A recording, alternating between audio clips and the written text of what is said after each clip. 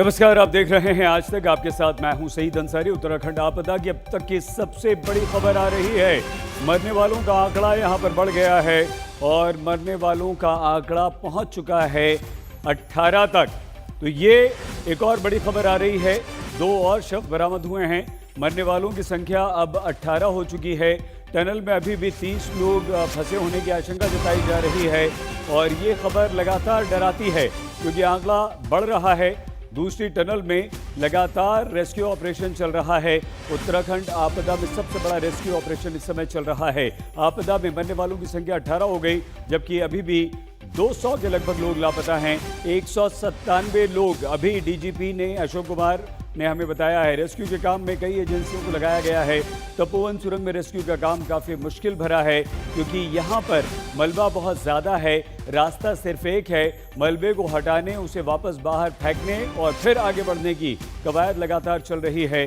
तो ये एक मुश्किल राहत और बचाव के काम में आ रही है। रेस्क्यू में आईटीबीपी, एनडीआरएफ, एसडीआरएफ, पुलिस, सेना सभी तैनात हैं। डीआरडीओ, थल सेना, नेवी, पुलिस, मतलब कोई एजेंसी ऐसी नहीं है जो उत्तराखंड आपदा में मदद नहीं कर रही है। उत्तराखंड के डीजीपी अशोक कुमार जी इस वक्त हमारे साथ लाइव हैं। बहुत धन्यवाद अशोक जी। क्या स्थिति है अभी रेस्क्यू ऑपरेशन की? जी, रेस्क्यू ऑपरेशन की स्थिति ये है कि लगभग 100 मीटर तक टनल में हम लोग चले गए हैं। उसके आगे हमने एनडीआरएफ, आईटीबीपी, एसडीआरएफ और आर्मी की टीमें उतारी हैं। वो और करीब 15 मीटर तक जा पा रही हैं। उसके आगे स्लश उन्हें नहीं जाने दे रहा है। तो अभी हमें मलबा और हटाना है। ऑपरेशन जारी है। और मैं एक अमेंडमेंट और करना चाहूंगा। जो पिछली फिगर थी उसमें से 5 लोग वापस मिल गए हैं, तो 202 में से अब 197 का फिगर रह गया है। ठीक है सर। मिसिंग है टोटल। और 197 में से 20 डेड बॉडी हमें मिल चुकी है। 20 बॉडी रिकवर हो गई हैं। जी, इसके अलावा सिर्फ ये जो दूसरी तपोवन में सुरंग है जिसकी बात आप कर रहे हैं, जिसमें 197 लोग जो लापता हैं उनको भी खोजने का काम चल रहा है, कहीं और भी ऐसे लोग हैं, आशंका है, जो फंसे हुए हैं सर, जहां आप रेस्क्यू ऑपरेशन चला रहे हैं? नहीं, टनल में 197 लोग नहीं है। टनल में 35 से 40 लोग हैं। नहीं, ओवरऑल हम पूछ रहे हैं सारे जो ओवरऑल 197 मिसिंग है, जिसमें से 20 डेड हैं और 35-40 लोग इस टनल में हैं और कहीं नहीं फंसे। जो रेस्क्यू ऑपरेशन सिर्फ यही है, बाकी लोग जो होंगे तो वो बह गए होंगे। जी, तो ये ऑपरेशन में तकलीफें क्या आ रही हैं आपको? बहुत ज्यादा मलबा वहां पर है, इस वजह से तकलीफ आ रही है आगे अंदर जाने की? यही आ रही है कि एंट्री एक ही है, एक ही टनल है, एक से ज्यादा गाड़ी एक बार में काम नहीं कर सकती। आप समझ सकते हैं टनल की जो वो है। तो वो गाड़ी से ही उसको खोला जा रहा है। जो हमारी ये जेसीबी वगैरह मशीनें होती हैं, उसी से उसको स्लश निकाल रहे हैं, उसका मलबा निकाल रहे हैं। तो इसलिए टाइम लग रहा है। मलबा बहुत ज्यादा है अंदर। जी, मलबा ज्यादा है। तो क्या वो जो दूसरी टनल में जो लोग फंसे हुए हैं, क्या वहां तक कोई कम्युनिकेशन है, कोई बातचीत हो रही है, या सिर्फ उन तक पहुंचने की अभी कोशिश है सर? कोई कम्युनिकेशन नहीं है। वहाँ कोई सिग्नल नहीं है, वहाँ कोई लाइट नहीं है, कोई कम्युनिकेशन नहीं है। दूसरे एंड पे भी पूरी तरह से मलबा है, इस एंड पे भी। वो वहाँ से तो पानी और मलबा आया ही था। ये एस्केप रूट है, इस पे भी मलबा घुस गया है। तो इसको हमें उम्मीद है ये जल्दी 180 मीटर के बाद एक बेंड है, उसके बाद मलबा कम होना चाहिए। तो तब हमें उम्मीद है अगर वहां तक खोल लेंगे तो हम हो सकता है कि लोगों तक पहुंच पाए। हम भी उम्मीद करते हैं कि आप जल्द से जल्द वहां पर पहुंचे। लेकिन जिस तेजी से ये काम चल रहा है, रेस्क्यू का काम चल रहा है, आपको लगता है कि आज कितनी देर में आप उस 180 मीटर तक पहुंच जाएंगे और उसके बाद आपका काम आसान हो जाएगा सर? देखिए, मुझे उम्मीद तो है कि लेट नाइट तक हम वहां तक पहुंच जाएंगे। बट अगर क्या पता उसके आगे बेंड के बाद में मिला तो हो सकता है कल सुबह हो जाए। प्रयास हमारा रहेगा आज रात इसको करें। सर, ये तो इस दूसरी टनल की बात हुई जहां पर आप रेस्क्यू ऑपरेशन चला रहे हैं। लेकिन वो जो आप बता रहे हैं कि 197 लोग अभी भी मिसिंग हैं, लापता हैं पूरी आपदा में, उन लोगों को ढूंढने का क्या कोई ऑपरेशन अलग से चल रहा है? जी, मैं बता दूं, 197 में से 20 डेड बॉडी मिल चुकी है और 35 से 40 लोग इस टनल में हैं। तो कितने रह गए आपके? तो 140 के करीब रह गए जी। तो ये लोग जो है, इनके लिए हम पूरा रिवर बेड है उसको तलाश रहे हैं। या तो वो रिवर में बहे हैं या कहीं मलबे में दबे हैं। ठीक है, तो उसके लिए तलाश सर्च अभियान जारी है।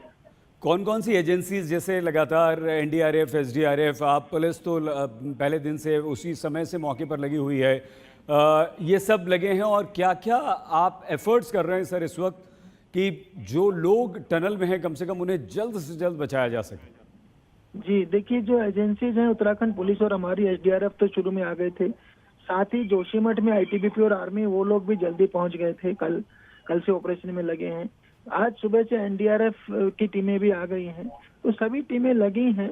और टनल के अंदर के ऑपरेशन को क्योंकि एक ही मशीन द्वारा होना है, तो वो तो मेन काम आईटीबीपी और आर्मी कर रहे हैं, किंतु जो एनडीआरएफ की टीमें आई हैं और हमारी एसडीआरएफ वो भी जो अंदर जब जाएंगे, जैसे अभी 15 मीटर आगे जा करके 15 मीटर तक जा पाए ये लोग, तो वो भी इसमें फर्दर ऑपरेशन में जुड़ेंगे एक बारी जब टनल खुल जाएगी। तो क्या सर हमारी एजेंसीज, आप पुलिस पूरी तरह से इक्विप्ड हैं कि ये जो मलबा है, मलबे को हटाकर आप इन फंसे हुए लोगों तक जल्द से जल्द पहुंच जाएंगे? एक्चुअली इसमें कोई मॉडर्न इक्विपमेंट काम ही नहीं कर पा रहा है।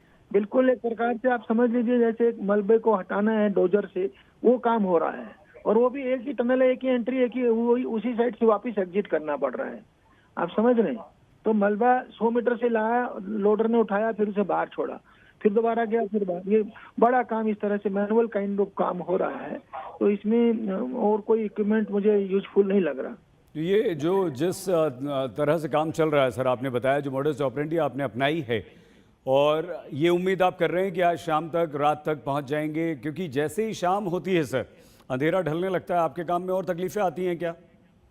आती हैं। कल भी परंतु हमने लाइट लगा करके किया था काम। आज भी हमें उम्मीद है करेंगे, जरूर करेंगे। और नहीं तो कल मॉर्निंग तक तो जरूर हमें सफलता मिलनी चाहिए, ये हमें उम्मीद है।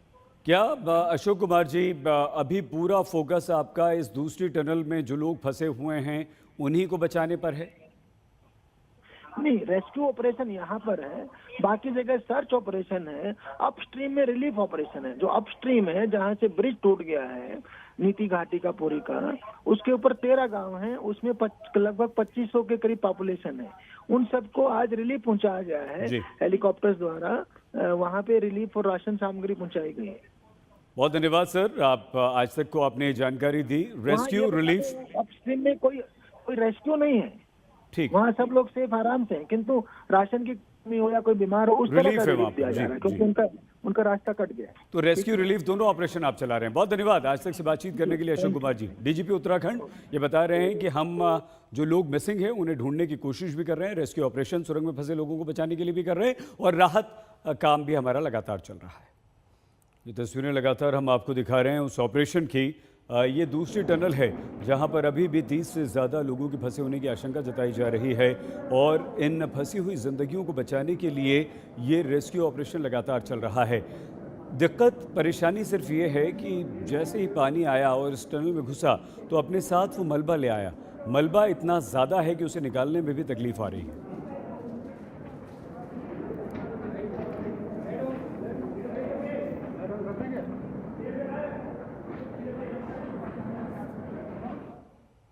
तो टनल में लगातार रेस्क्यू ऑपरेशन चल रहा है, और शाम तक ये उम्मीद की जा रही है कि जहां पर लोग फंसे हुए हैं वहां तक हमारे रेस्क्यू ऑपरेशन में जुटे सेना के जवान पहुंच सकें। तो ये तो ज़मीन पर ऑपरेशन चल रहा है, लेकिन आसमान से भी जायज़ा लिया गया है। चमोली में चल रहे राहत और बचाव कार्य का जायज़ा हमारे संवाददाता मंजीत नेगी ने एरियल लिया है। तपोवन में राहत और बचाव का काम पूरे जोर शोर पर है। हमने यहाँ तपोवन एनटीपीसी के नजदीक जो हेलीपैड है वहां से उड़ान भरी है, और यहाँ से जो नीति वैली है जहाँ पर 13 गांव कटे हैं, उन गांव की तरफ जा रहे हैं। ये नीचे आपको दिखा रहे हैं जो अलकनंदा का प्रवाह है जहाँ से, और ये ठीक नीचे देखिए ये एनटीपीसी का वो प्लांट है जो पूरी तरह से बर्बाद हो गया था जब ऋषि गंगा से जो फ्लड आया। ये पूरा काफी बड़ा जो एनटीपीसी का प्लांट है पूरी तरह से ये तबाह हो गया, और यहाँ पर अभी भी 2 टनल में लोग फंसे हुए थे। एक टनल में से 16 लोगों को निकाला गया, जबकि दूसरी टनल्स में अभी भी 30 से ज्यादा लोग फंसे हुए हैं। पूरा दिन एक तरह से दूसरा दिन हो गया जब उनको निकालने की कोशिश हो रही है। अब हम आपको दिखाते हैं किस तरह से ये जो ग्लेशियर फटा उस घाटी की तरफ आगे बढ़ रहे हैं। ये नीचे अलकनंदा जो नदी है वो आगे बढ़ रही है। आगे धौली गंगा और ऋषि गंगा दो नदियों के संगम से ये अलकनंदा का प्रवाह दिख रहा है। नीचे आप देखिए कितना जबरदस्त प्रवाह था जब कल यहाँ पर सुबह 10 बजे ग्लेशियर फटने के साथ जो प्रवाह था पानी का वो बढ़ा, और ये साथ साथ जो सड़क दिख रही है ये नीति घाटी की तरफ चीन से लगने वाली जो सरहद है, और खास तौर से इस वक्त जब चीन के साथ भारत का तनाव चल रहा है, काफी अहम सड़क की सामरिक सड़क है जहां से करीब 13 गांव और सरहद के इलाके जहां भारतीय सेना और आईटीबी की चौकियां वो जुड़ती हैं। अब हम इस अलकनंदा के साथ साथ आगे बढ़ रहे हैं। वो गाँव जो इस वक्त कटे हुए हैं, खासतौर से रेणी में जहां पर एक बड़ा पुल था जो पूरी तरह से बह गया, और यहाँ पर जो प्राइवेट ऑपरेटर हैं वो लोगों की मदद कर रहे हैं। यहाँ पर लगातार हेलीकॉप्टर से उड़ान भरी जा रही है, और इसके अलावा आज पूरे दिन खासतौर से जो 13 गांव कटे हुए हैं वहां पर इन हेलीकॉप्टर के जरिए लोगों तक राहत की सामग्री पहुंचाई जा रही, मेडिकल पहुंचाया जा रहा। कुछ लोग जो अपने गांव में फंसे हुए हैं, कुछ लोग जो यहाँ तपोवन में फंसे हैं, उनको भी पहुंचाने का काम हो रहा है। और अब आप देखिए किस तरह से ये प्रवाह था जब जो ग्लेशियर फटने के बाद अलकनंदा नदी में पूरी तरह से, और ये याद दिलाता है 2013 की इसी तरह से केदार घाटी में जब मंदाकिनी नदी और सरस्वती नदी पर जो प्रवाह, जो गांधी झील का प्रवाह बना था, उसके बाद उसी तरह के हालात बन गए थे। हालांकि इस वक्त अब पानी का जो प्रवाह है कम। ये आप देखिए ये यहाँ पर संगम है ऋषि गंगा और धौली गंगा का। यहाँ पर एक बड़ा मंदिर था और ये पुल था जो पूरी तरह से बढ़ गया। यहीं पर धौली गंगा जो ऋषि गंगा पावर प्रोजेक्ट है वो पूरी तरह से बर्बाद हो गया। हम आपको दिखाने की कोशिश करते हैं तस्वीरों में। और एक बड़ा पुल और एक यहाँ पर एक जो प्राइवेट कंपनी का पावर प्रोजेक्ट था वो पूरी तरह से बर्बाद हो गया। यहाँ पर भी करीब 40 लोग जो कर्मचारी थे वो इस प्रवाह में बह गए। उसमें से लोगों को नहीं बचाया जा सका, कुछ लोग जरूर जान बचाकर भागे। यहाँ पर 4 पुलिसकर्मी थे जिसमें 2 पुलिसकर्मी अपनी जान बचाने में कामयाब रहे। और अब हम यहाँ धौली गंगा के साथ साथ नीति घाटी की तरफ आगे बढ़ रहे हैं। ये बहुत अहम सड़क है जो करीब 13 गांवों को जोड़ती है। यहाँ पीछे पुल के टूटने से ये पूरी जो वैली है ये कट गई है। कैमरामैन रितेश के साथ मंजीत नेगी, आज तक। हवाई जहाज यानी कि मंजीत नेगी ने ये ऊपर से जायजा लिया है और तबाही के निशान साफ वहां पर देखे जा सकते हैं। तो तबाही ज़बरदस्त हुई है, लेकिन जैसे ही ये तबाही हुई हमारे देश के जांबाज जवान जिंदगियों को बचाने में जुट गए। कल सेना, आईटीबीपी, एसडीआरएफ, एनडीआरएफ के जवानों ने एक सुरंग में फंसे सभी 12 लोगों को सुरक्षित बचा लिया। कल 12 जिंदगियां जीत गईं। आज दूसरी सुरंग में फंसी 37 जिंदगियों को बचाने की जद्दोजहद इस समय चल रही है। कुदरत का कहर बरपा तो जिंदगी बचाने वाले फरिश्ते भी सामने आए। आईटीबीपी, एनडीआरएफ, एसडीआरएफ और सेना के जवान जी जान से जिंदगी की जंग में जुटे हैं। तपोवन की ये सुरंग मलबे से बंद है। अंदर 37 लोग फंसे हैं और देवदूत बने जवान मशीनों के साथ मिशन में जुटे हैं। अंग्रेजी में कहते हैं it's a race against time, और ये निश्चित तौर पर एक रफ्तार, एक रेस है टाइम के खिलाफ, क्योंकि हर मिनट अंदर ऑक्सीजन कम होती जा रही है।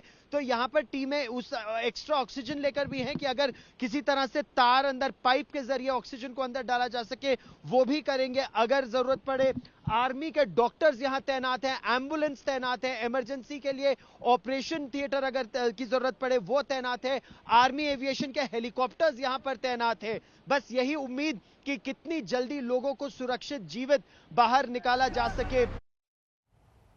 नमस्कार, मैं हूं अंजना ओम कश्यप। हमें उम्मीद है ये वीडियो आपको पसंद आया होगा। लेटेस्ट खबरों के लिए यूं ही देखते रहिए आज तक, और इस वीडियो के पसंद आने पर लाइक, शेयर एंड सब्सक्राइब करना ना भूलें।